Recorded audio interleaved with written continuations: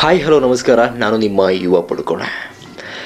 ಈ ಒಂದು ಘಟನೆ 19th ಸೆಂಚುರಿಯಲ್ಲಿ ನಡೆದಿರುವಂತಹ ಘಟನೆ. ಇದು ತುಂಬ ಪ್ರೀತಿಗೆ ಪ್ರಾಮುಖ್ಯತೆಯನ್ನು ಕೊಟ್ಟಿರುವಂತಹ ಈ ಒಂದು ಘಟನೆ ನಿಜಕ್ಕೂ ತುಂಬ ಬೇಸರವನ್ನು ಉಂಟು ಮಾಡುತ್ತೆ. ಫ್ರಾನ್ಸ್ ಅಲ್ಲಿ 19th ಸೆಂಚುರಿಯಲ್ಲಿ ನಡೆದಿರುವಂತಹ ಈ ಒಂದು ಲವ್ ಸ್ಟೋರಿ ಎಲ್ಲರನ್ನೂ ತುಂಬ ಭಯ ಬೀಳಿಸಿತ್ತು. ಹೌದು, ಆ ಒಂದು ಫ್ಯಾಮಿಲಿ ತುಂಬ ದೊಡ್ಡ ಮನೆತನದ ಕುಟುಂಬವಾಗಿರುತ್ತೆ, ತುಂಬ ಶ್ರೀಮಂತಿಕೆಯನ್ನು ಹೊಂದಿರುತ್ತೆ. ಆ ಒಂದು ಕುಟುಂಬದಲ್ಲಿ ಹುಟ್ಟಿರುವಂಥ ಆ ಒಬ್ಬಳು ಹುಡುಗಿನೇ ಬ್ಲೆಂಚ್ ಮೊನಿಯರ್ ಅನ್ನುವ ಹುಡುಗಿ. ಆಯಿತಾ, ಆ ಒಂದು ಹುಡುಗಿಗೆ ತುಂಬ ಕಡು ಬಡತನದಲ್ಲಿರುವಂತಹ ಒಬ್ಬ ಲಾಯರ್ ಜೊತೆ ಪ್ರೀತಿ ಹುಟ್ಟುತ್ತೆ. ಆ ಒಂದು ಪ್ರೀತಿಯನ್ನು ತನ್ನ ಕುಟುಂಬದವರ ಜೊತೆ, ತನ್ನ ತಾಯಿಯ ಜೊತೆ ಹಂಚ್ಕೊಳ್ಳೋದಕ್ಕೂ ಇವಳಿಗೆ ತುಂಬ ಭಯ ಇರುತ್ತೆ. ಆದರೂ ಕೂಡ ಒಂದು ದಿನ ತನ್ನ ಪ್ರೀತಿಯನ್ನು ಹೇಳ್ಕೊಳ್ತಾಳೆ ತನ್ನ ತಾಯಿ ಹತ್ರ. ಆದರೆ ಆವಾಗಿನ ಕಾಲದ ಜನರು ಮೈಂಡ್ಸೆಟ್ಟೇ ಬೇರೆ ಬಿಡಿ. ತುಂಬ ಸ್ಟ್ರಿಕ್ಟಾಗಿ ಮಕ್ಕಳನ್ನು ಬೆಳೆಸ್ತಾ ಇದ್ರು, ತುಂಬ ಕಟ್ಟುನಿಟ್ಟಿನ ಕ್ರಮಗಳನ್ನು ಅವ್ರ ಮೇಲೆ ಹಾಕ್ತಾಯಿದ್ರು. ಸೊ ಆ ಒಂದು ಸಂದರ್ಭದಲ್ಲಿ ಬ್ಲೆಂಚ್ ಮೊನಿಯರ್ ಎನ್ನುವವಳು ತನ್ನ ತಾಯಿ ಲೂಯಿಸ್ ಮೊನಿಯರ್ ಹತ್ರ ಹೋಗಿ ತನ್ನ ಪ್ರೀತಿಯ ವಿಷಯವನ್ನು ಹೇಳ್ತಾಳೆ. ಆದರೆ ಇದನ್ನು ಕೇಳಿದ ಅವಳ ತಾಯಿ ತುಂಬ ಕೋಪಗೊಳ್ತಾರೆ.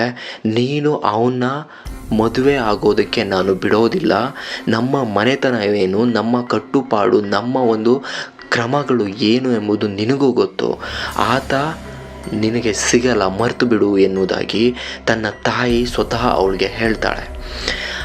ಆದ ನಂತರ ಬ್ಲೆಂಚ್ ಮೊನಿಯರ್ ತುಂಬ ತನ್ನ ತಾಯಿ ಹತ್ರ ಕೇಳ್ತಾಳೆ, ರಿಕ್ವೆಸ್ಟ್ ಮಾಡ್ತಾಳೆ, ಇಲ್ಲ ನನಗೆ ಅವಳನ್ನ ಮದುವೆ ಮಾಡಿಸು, ನನಗೆ ಅವನು ಬೇಕು ಎನ್ನುವುದಾಗಿ.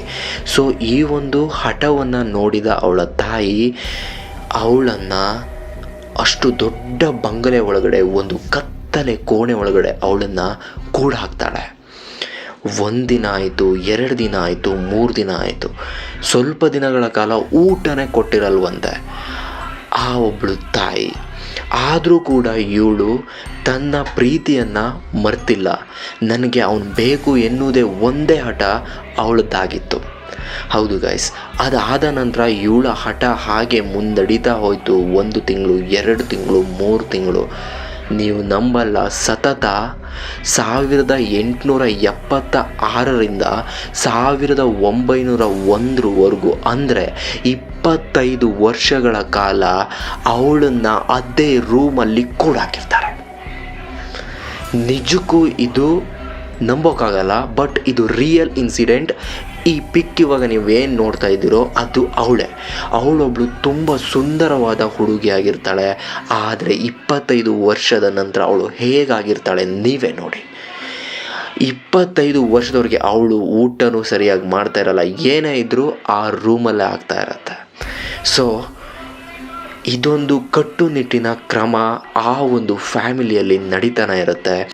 ಕೊನೆಗೂ ಅವಳ ಪ್ರೀತಿನೇ ಅವಳನ್ನು ಸೇವ್ ಮಾಡುತ್ತೆ. ಅಂದರೆ 25 ವರ್ಷಗಳ ಆದ ನಂತರ ಅಲ್ಲಿನ ಅಥಾರಿಟಿಗೆ ಒಂದು ಲೆಟರ್ ಬರುತ್ತೆ. ಆ ಲೆಟ್ರಲ್ಲಿ ಬರೆದಿರೋದು ಇಷ್ಟೇ: ಆ ಒಂದು ದೊಡ್ಡ ಮನೆತನದ ಕುಟುಂಬದಲ್ಲಿ ಒಂದು ಹುಡುಗಿ ಇದ್ದಾಳೆ, ಮೀನ್ಸ್ ಬ್ಲೆಂಚ್ ಮೊನಿಯರ್ ಎನ್ನುವವಳು ಆ ಮನೆಯಲ್ಲಿ ಕಾಣಿಸ್ತಾ ಇಲ್ಲ. ಅವಳಿಗೆ ಆ ಮನೆಯವರು ಏನೋ ಮಾಡಿರುತ್ತಾರೆ ಎಂಬುದಾಗಿ ಒಂದು ಲೆಟರ್ ಅಥಾರಿಟಿಗೆ ಹೋಗುತ್ತೆ. ಈ ಒಂದು ಲೆಟರನ್ನು ಓದಿದ ತಕ್ಷಣ ಆ ಒಂದು ಅಥಾರಿಟಿ ತುಂಬ ಸ್ಟ್ರಿಕ್ಟಾಗಿ ಅದನ್ನು ಫಾಲೋ ಮಾಡುತ್ತೆ. ಇಮಿಡಿಯೇಟ್ ಅವರ ಮನೆನ ರೈಡ್ ಕೂಡ ಮಾಡುತ್ತೆ. ಆ ದೊಡ್ಡದಾದ ಮನೆ ಬಂಗಲೆಯನ್ನು ಹುಡುಕುತ್ತೆ.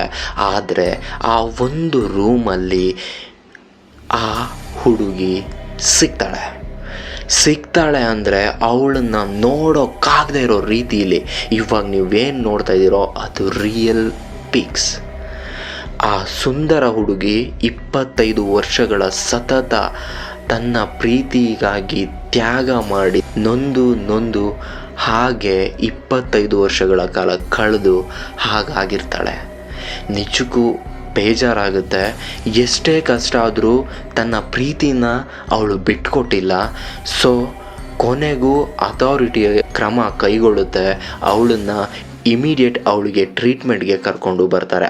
ಆದರೆ 25 ವರ್ಷಗಳ ಕಾಲ ಬ್ಲೆಂಚ್ ಮೊನಿಯರ್ ಎನ್ನುವವಳು ತುಂಬ ಮೆಂಟಲಿ ಅಬ್ನಾರ್ಮಲ್ ಆಗಿರ್ತಾಳೆ. ಏನಂದರೆ ಏನು ಅವಳಿಗೆ ಗೊತ್ತಾಗ್ತಾ ಇರಲ್ಲ. ಟೋಟಲ್ ಆಗಿ ಹೆಲ್ತ್ ಎಲ್ಲ ಹಾಳಾಗಿರುತ್ತೆ ಅವಳದು. ಆದರೆ ಸ್ವಲ್ಪ ಸಮಯಗಳ ನಂತರ ಬ್ಲೆಂಚ್ ಮೊನಿಯರ್ ತೀರ್ಕೊಳ್ತಾಳೆ ಕೂಡ.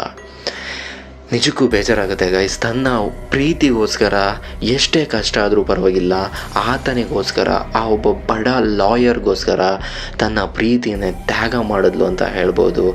ಒಂದು ಟ್ವಿಸ್ಟ್ ಏನಂದರೆ, ಆ ಅಥಾರಿಟಿಗೆ ಬಂದಿರುವಂಥ ಲೆಟರ್ ಕೂಡ ಅವಳು ಪ್ರೀತಿಸ್ತಿರುವ ಹುಡುಗನೇ ಬರೆದಿರೋದಾಗಿರುತ್ತೆ.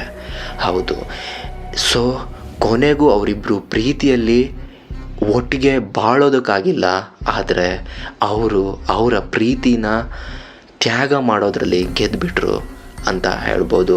ಸೊ ಈ ಒಂದು ವಿಷಯ ನೋಡಿದಾಗ ಹಾಗೂ ಆ ಬ್ಲೆಂಚ್ ಮೊನಿಯರ್ ಮೊದಲು ಇರೋದಕ್ಕೂ 25 ವರ್ಷ ಸತತ ನೋವು ತಿಂದು ಅವಳ ಈ ಒಂದು ಸ್ಥಿತಿಯನ್ನು ನೋಡೋದಕ್ಕೂ ತುಂಬ ಬೇಜಾರಾಗುತ್ತೆ. ಸೊ ಆಗಿನ ಕಾಲದಲ್ಲಿ ಅಲ್ಲಿನ ಕಟ್ಟುಪಾಡುಗಳು, ಅಲ್ಲಿನ ಜನರ ಮೈಂಡ್ಸೆಟ್ಗಳು ಎಷ್ಟು ಕಠಿಣವಾಗಿತ್ತು. ಅದು ಆಗಲ್ಲ ಅಂದರೆ ಆಗಲ್ಲ, ತನ್ನ ಮಗಳು ಹೀಗೆ ಮಾಡಬೇಕು ಅಂದರೆ ಹಾಗೇ ಇರಬೇಕು ಅನ್ನುವ ಆ ಒಂದು ತುಂಬ ಕಠಿಣವಾದಂತಹ ಕಟ್ಟುಪಾಡುಗಳ ಜೊತೆ ಬೆಳೆದಿರುವಂತಹ ಹಾಗೂ ಅನೇಕ ಪ್ರೀತಿಗಳು ಹೀಗೆ ಮಣ್ಣಾಗಿ ಹೋಗಿರುವಂತಹ ಘಟನೆಗಳು ಎಷ್ಟೋ ನಡೆದಿರ್ಬೋದು. ಆದರೆ ಈ ಒಂದು ವಿಷಯ ತುಂಬ ನ್ಯೂಸನ್ನು ಮಾಡಿತ್ತು ಆ ಒಂದು ಕಾಲದಲ್ಲಿ. ಇವರಿಬ್ಬರ ಈ ಒಂದು ಪ್ರೀತಿಗೆ ನನ್ನೊಂದು ಸಲಾಂ. ಸೊ ಈ ಒಂದು ವಿಷಯನ ಇಲ್ಲಿಗೆ ಮುಗಿಸ್ತಾ ಇದ್ದೀನಿ. ಮತ್ತೆ ಸಿಗ್ತೀನಿ ಇನ್ನೊಂದು ಇಂಟ್ರೆಸ್ಟಿಂಗ್ ಟಾಪಿಕ್ಸೊಂದಿಗೆ. ನೀವು ಯಾರ್ಯಾರು ಪ್ರೀತಿ ಮಾಡ್ತಾ ಇದ್ದೀರೋ ನಿಮ್ಮ ಪ್ರೀತಿನ ಉಳಿಸ್ಕೊಳ್ಳಿ. ನೀವು ಪ್ರೀತಿ ಮಾಡಿರೋರು ನಿಮ್ಮನ್ನು ಪ್ರೀತಿ ಮಾಡ್ತಾ ಇರೋರ್ಗು ನೀವು ಸಿಗಲಿ. ಇಲ್ಲಿಗೆ ಈ ಒಂದು ಟಾಪಿಕ್ಸ್ನ ಮುಗಿಸ್ತಾ ಇದ್ದೀನಿ. ನಿಮ್ಮ ಯುವ ಪುಡುಕೋಣೆ. Thank you.